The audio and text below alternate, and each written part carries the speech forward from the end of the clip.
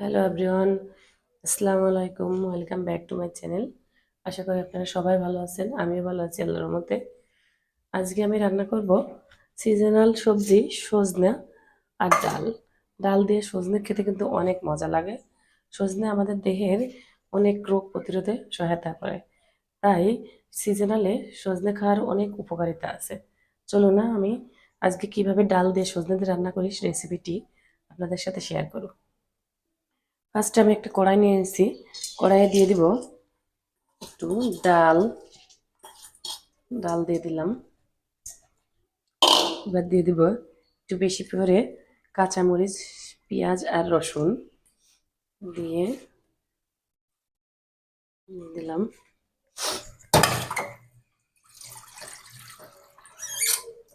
দিয়ে এবার দিয়ে দিব পরিমাণ মতো পানি। প্রথমে আমি ডালটাকে সুন্দর করে সিদ্ধ করে নিব। এর জন্য আমি ফার্স্টে দিয়ে দিব একটু লবণ। আমি শুধু প্রথমে লবণ ব্যবহার করব। আর সমস্ত ইনগ্রিডিয়েন্টস আমি যখন সিদ্ধ হয়ে যাবে ডালটা তখন আমি ব্যবহার করব। এখন চুলাটা অন করে দিলাম।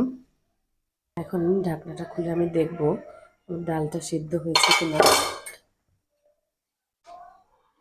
আমার ডালটা প্রায় সিদ্ধ হয়ে আসছে।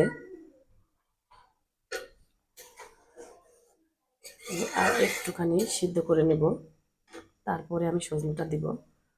আমি 10 মিনিটের মতো সুন্দর করে জাল করে নেব। ঢাকনাটা খুলে এখন আমি ডালটা দেখব সিদ্ধ হয়েছে কিনা। আমার ডালটা ভালোভাবেই সিদ্ধ হয়ে গেছে। এখন আমি একটা ডাল কুটনির সাহায্যে সুন্দর করে একটু ঘুটে দিব।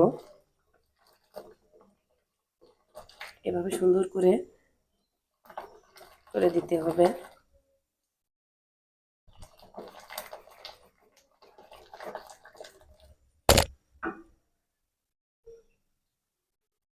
এখন আমি দিয়ে দিব সজনেগুলো। সজনেগুলো যেহেতু কচি সজনে বেশিক্ষণ টাইম লাগবে না, এই জন্য আমি এ পর্যায়ে সজনেটা দিয়ে নিব। এখন দিয়ে দিব হালকা করে একটু পানি দিয়ে আমি এটা একটু বাড়িয়ে দিব। নেড়ে চেড়ে আমি ঢেকে দেব। এবার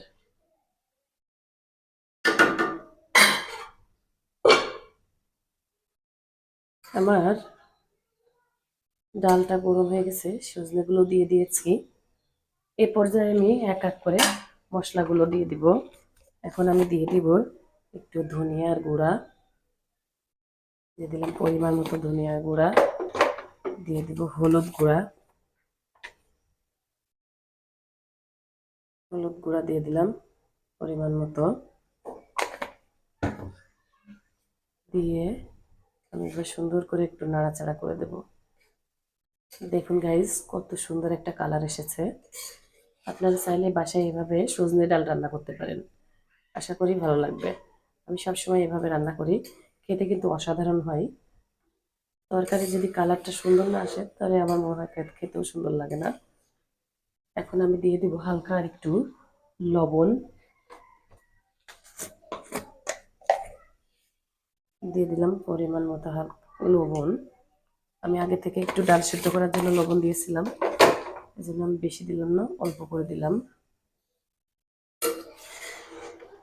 দিয়ে এখন আমি দিয়ে দিব তেল। তেলটা আমি লাস্টেই দিই। এখন দিয়ে দিলাম তেল। তেল দিয়ে এবার আমি সুন্দর করে একটু নাড়াচাড়া করে নেব। সজনেটা সেদ্ধ হওয়া পর্যন্ত আমি একটু ওয়েট করব।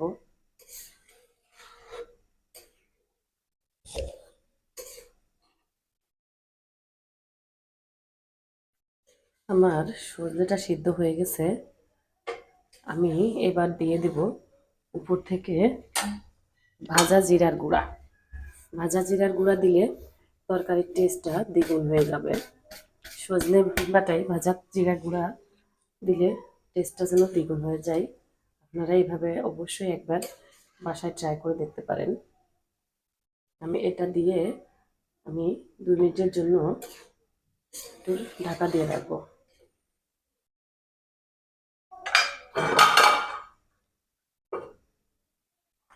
হয়ে গেল আমার মজাদার স্বাদের সজনে দিয়ে ডাল দিয়ে রান্না।